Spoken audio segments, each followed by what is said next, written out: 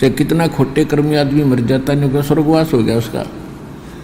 ये स्वर्ग भी इतना सस्ता नहीं था जितना हमने मान रखा था, पर यह स्वर्ग भी अच्छी चीज नहीं है। ये तो बिल्कुल घटिया स्थान है। हमारी पूंजी का नाश करने का एक सुनियोजित षड्यंत्र काल का रचा हुआ है।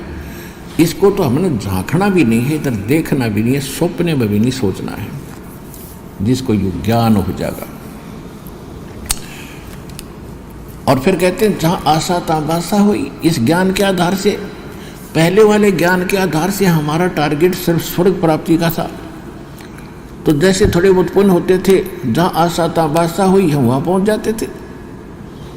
वहाँ की व्यवस्था है कि पुण्य समाप्त हुए, फिर जैसे यहाँ पृथ्वी से उठाकर फेंक देते हैं, मृत्यु हो जाती है। वहाँ देवताओं की मृत्यु होती है, वो शरीर छोड़कर वो आत्मा किसी और गधे कुत्ते की प्राणियों में चले जाते हैं।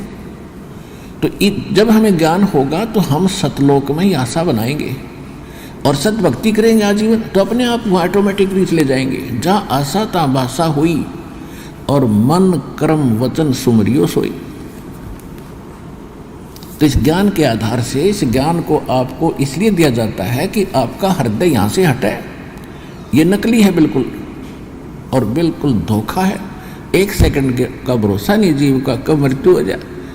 और पता नहीं कितना ठेका लिए बैठा ही अनजानपने में, जो काम करना था वो त्याग दिए, बाकी बकवादों में लग गया। कोठी बनाऊंगा, बंगला बनाऊंगा, सेठ बन जाऊंगा, सारा कुछ भी हो गया। फिर क्या बनेगा? मृत्यु हो जाएगी, फिर गधा बनेगा। या कभी मन में नहीं आती मैं गधा बन जाऊंगा। तो इसलिए ये ज्ञान परमात्मा ने दिया है, इसको हृदय में समाओ और इसके आधार से साधना करो और अपना मन यहाँ से हटाओ, तब मोक्ष होगा। अब जो प्रसंग चल रहा है कि परमात्मा हमारे साथ असंख्य जन्मों से लगे हुए हैं, और जितने भी विश्व के प्राणी हैं, पहले हुए हैं, आगे मनुष्य जीवन प्राप्त करेंगे या अन्य जीव हैं, और चाहे ब्रह्मा विष्णु महेश दुर्गा और निरंजन हैं या कोई भी देवी देव हैं, ये सभी परमात्मा के बच्चे हैं। अब जैसे अपने ही समाज से कोई IAS बन गया है, कोई IPS बन गया है, कोई जज बन गया है, कोई डॉक्टर इंजीनियर बन गया, बच्चे तो आपके ही हैं। हाँ ठीक है, उनकी व्यवस्था, उनका रहन सहन, उनकी ड्यूटी कुछ भिन्न है। कोई मंत्री बन गया, प्रधानमंत्री बन गया, बच्चे तो आप ही के समाज के ही हैं। इसी प्रकार वो परमात्मा के सभी बच्चे हैं, चाहे ब्रह्मा विष्णु महेश के पद प्राप्त है, लेकिन वो सभी मूल उद्देश्य को भूले हुए हैं। और मूल उद्देश्य को याद दिलाने के लिए स्वयं परमात्मा ही आते हैं, क्योंकि उसके अतिरिक्त इस भक्ति का और सृष्टि का किसी को ज्ञान नहीं। बाकी सब अटकलबाजी लगा कर भ्रमित हो रहे हैं और कर रहे हैं। तो उस शंका को और समस्या का समाधान करने के लिए या तो स्वयं परमात्मा आते हैं, वो 600 वर्ष पहले आए थे, और फिर उन्होंने ये भी कहा था कि बर्मा पंथ जो गरीबदास जी का होगा उसमें मैं खुद आऊँगा, स्वयं आऊँगा। और सभी जितने भी काल ने विभाजित कर दिए समाज को, भिन्न भिन्न पंथ बना के, भिन्न भिन्न समाज बना के, धर्म बना के, ऐसा ज्ञान दूंगा कि इस ज्ञान के आधार से ये अपने आप महसूस करेंगे कि हम भिन्न भिन्न नहीं हैं। तो उस समय ऐसे ज्ञान को समझकर वो स्वतः ही बगैर डटे, बगैर रोके, किसी की रुकावट नहीं मानेंगे, और मेरे द्वारा चलाए गए उस यथार्थ कबीर पंथ में वो आकर दीक्षित होंगे और पूरे विश्व का कल्याण होगा, जो इस मंत्रों को ले लेंगे।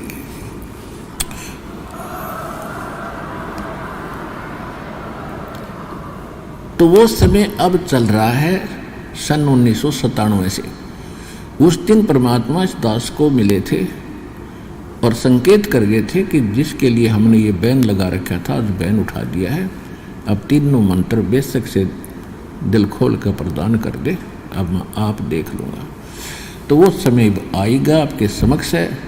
इन मंत्रों का ना कबीर पंथियों को ज्ञान, ना गरीबदास पंथियों को ज्ञान, और ना ही मूल मंत्रों का जो हमारे वेदों और गीता क्या बताती है उस पर सच साधना का, ना हमारे हिंदू धर्म के गुरुओं को ज्ञान।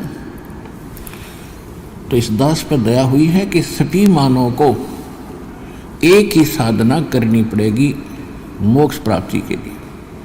ठीक है, अन्य जितनी भी धार्मिक बुक्स हैं वो हैं परमात्मा से संबंधित, लेकिन उनमें वो संपूर्ण यानी कंप्लीट स्पिरिचुअल नॉलेज और कंप्लीट मेथड ऑफ वर्शिप नहीं है।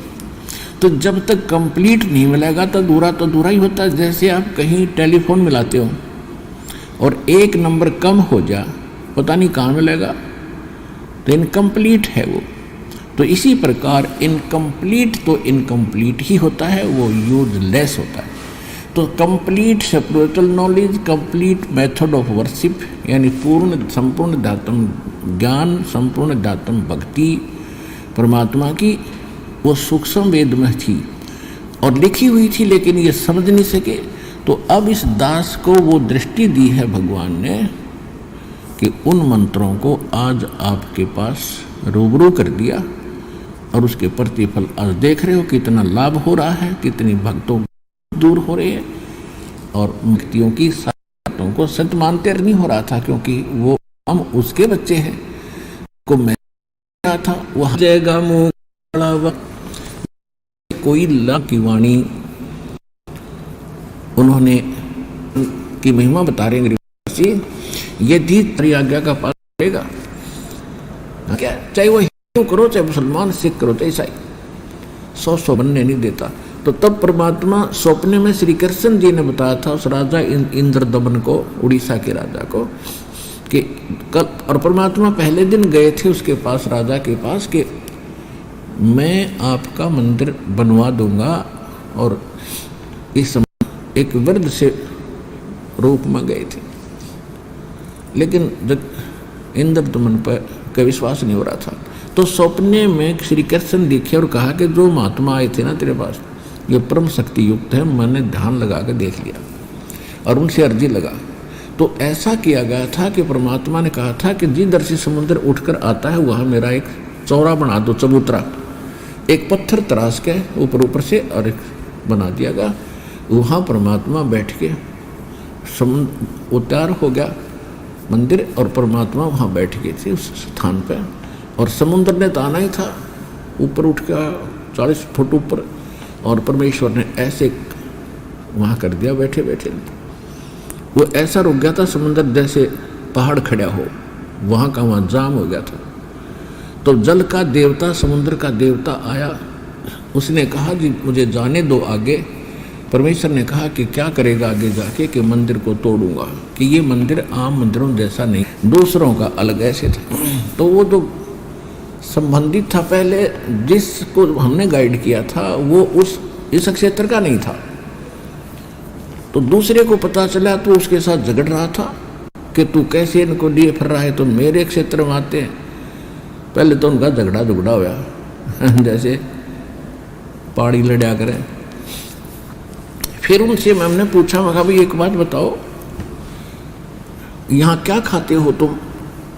तो वो पंडे बताते हैं कि मछली खाते हैं।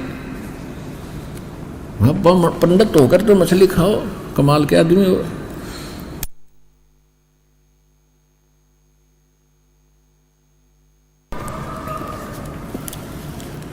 तो वो कहते हैं कि और क्या खाएं? तो हमने पहले परमात्मा की वाणी पढ़ते थे, अविश्वास नहीं था कि इसमें जो लिखा झूठ होगी, लेकिन अब पक्का विश्वास हो गया। जो पांडे रूप में प्रसिद्ध थे वो लोग तो मांस मछलियों का खाते रहे। तो कहते हैं तुम उधर से तो इतने स्वच्छ बने फिरते हो और मांस मछलियाँ खाते, पांडे मछली का मांस खाते हो, तुम्हारी शुद्धता और ये भक्ति कैसे बनेगी? ये गलत है और ये साधना तुम्हारी गलत है और ये आहार भी गलत है। परमात्मा ने बताया कि बासमती चावल पकाओ और गरत खांड टुक डार और गरीब दास करो बंदगी, ये कूड़े काम निवार के आहार बताता हूँ क्या खाओ। कहते बासमती चावल बनाओ और उसमें खांड और घी डाल के खा के देखो कितना आनंद आवे।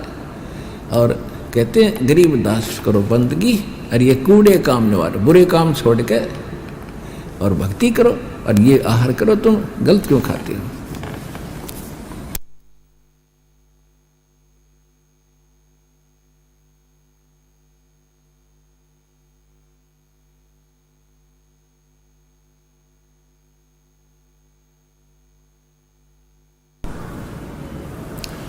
परमात्मा की इन बातों से उन्होंने शिक्षा ग्रहण नहीं करी, बल्कि दुश्मन बन गए कि तो हमारी रोजी रोटी का दुश्मन हो गया।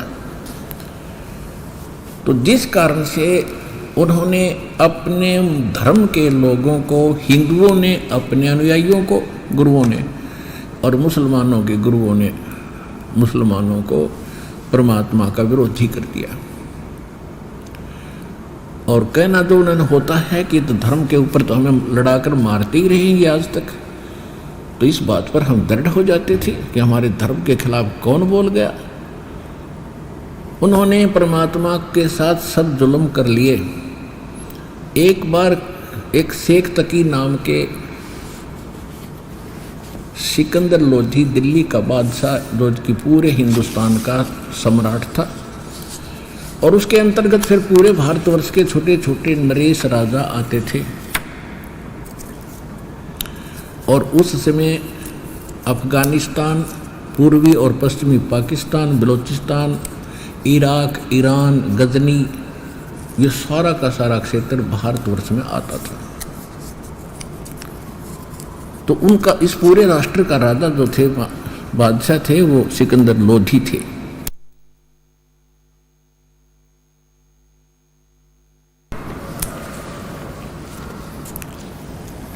और जब सिकंदर लोधी कभी काशी जाते थे, कि परमात्मा का लीला स्थल, लीला क्षेत्र काशी ज़्यादा रहा है, तो सिकंदर लोधी जब कभी काशी में जाते थे, काशी शहर में, बनारस में, तो उस समय उनके साथ एक शेख तकी नाम के उनके धार्मिक गुरु थे, जो पूरे हिंदुस्तान के मुसलमानों के मुखिया थे। और उसको साथ रखना सिकंदर लोधी राजा की मजबूरी थी, कि उसके हुक्म से सब कुछ हो रहा था। उस शेख तकी के नाम जो कह देता था मुसलमान, उसी के राजा से पहले उसके आदेश का पालन करते थे। इस कारण से वो उसको साथ रखता था, प्रसन्न रखता था, सारी सुविधाएं देता था। तो शेख तकी भी उनके साथ गया हुआ था बनारस में। तो जब मुल्ला और काजियों ने परमात्मा, उससे पहले परमात्मा के साथ बहुत कहर तोले, बड़े जुल्म किए। एक बार परमात्मा अपनी झोंपड़ी में, कबीर साहब जी जुलाहा कॉलोनी में अपनी झोंपड़ी में सोए हुए थे, रात्रि के समय विश्राम कर रहे थे। शेख तकी ने मस्टंडे गुंडे भेजे और तलवार के साथ उनकी टुकड़े टुकड़े करके आओ। 4-5 टुकड़े, 4-5 गुंडे लेकर खुद गया कि कहीं ये काट के ना हो, इतना ईर्षा करते। तो उन गुंडों ने तलवार मारी न, परमात्मा के 6-7 टुकड़े कर दिए, आर पार तलवार निकल गई। और तलवार ऐसे लगे जैसे रुई में लगती है, हार्ड महसूस नहीं हो रहे थे। उनके हिसाब से तो कट चुके थे। जब वो चलने लगे, परमात्मा खड़े हो गए और कहा, शेख तकी आनंद दी। ऐसे और बहुत से कहर भगवान के ऊपर तोले थे।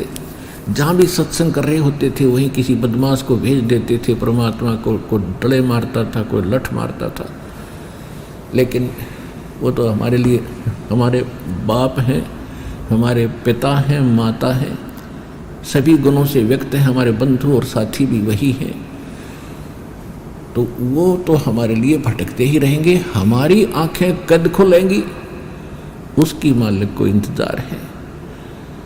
तो वो आंखें खोलने के लिए अब ये सारा सिस्टम मालिक ने दिया है। ये यथार्थ ज्ञान दिया, ऐसा विज्ञान दे दिया कि आप अपने मोबाइल में बैठकर अक्सर अक्सर देख सकते हो और पहचान सकते हो, जान सकते हो, और उसका तुलना, कंपैरिजन अन्य ग्रंथों से कर सकते हो। तो इसलिए अब आपकी ये नींद टूटेगी। परमात्मा ने ये विज्ञान और ये ऐसे इंस्ट्रूमेंट भगवान ने दिए, ये मनुष्य नहीं बना सकता। ये स्वप्न भी ना लेना कि मनुष्य ऐसे इंस्ट्रूमेंट और ये इंटरनेट वगैरह का जुगाड़ जोड़ लेगा। 4,43,20,000 वर्ष हैं 4 युगों में, और 3 युग जालिए सतयुग में तो 17,20,000 कुछ वर्ष होते हैं। उसके बाद उससे आधे, तो अब ये 4,32,000 बच रहे हैं, यानी 40 लाख तो जा चुके वर्ष। और आपको पता है हमारे पास कैसे इंस्ट्रूमेंट बने हुए थे। डंकी कोई ट्रांसपोर्ट का भी साधन नहीं था, बैलों के ऊपर लाद के या बैलगाड़ियाँ चलने लगी फिर बाद में। और सबसे बड़ा वाहन राजाओं का रथ होता था, रथ, और उसमें 4-4, 5-5 खच्चर घोड़े जोड़ के उसको घसीटा करते थे, क्योंकि रोड थी नहीं। और वो ताकतवर होते थे जानवर, उनको कहीं से घसीट ले जाते और निकाल ले जाते, 5-4 आदमी बैठा करते उसमें। रोड भी ना बना पाए ढंग से, कोई वाहन भी नहीं बना पाए थे। और आज दास ने वो ज़माना भी देखा है कि हम, दास का जन्म एक किसान परिवार में हुआ, और गेहूं फसल निकालते थे, उसको कैसे निकाला करते थे, कैसे ढाड़े भरा करते थे।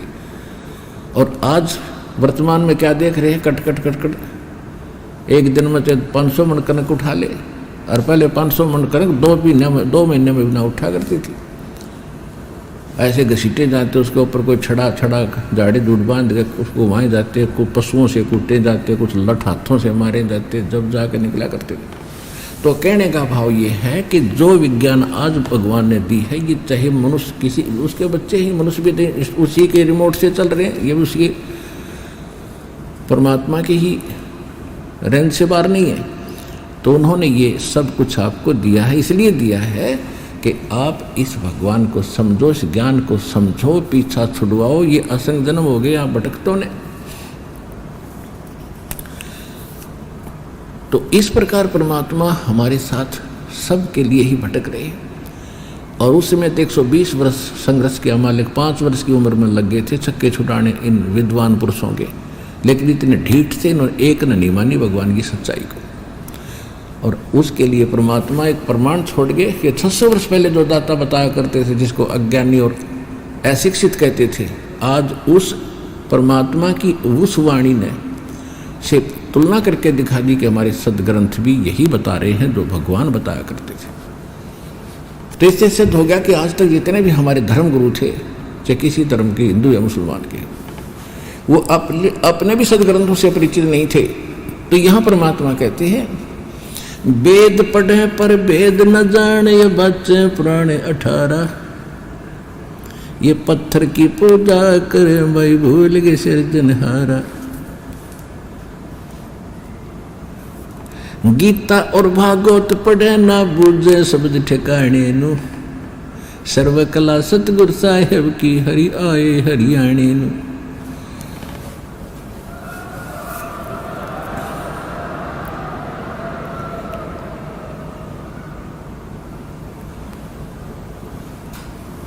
अब इस प्रकार परमात्मा बताया करते थे, काजी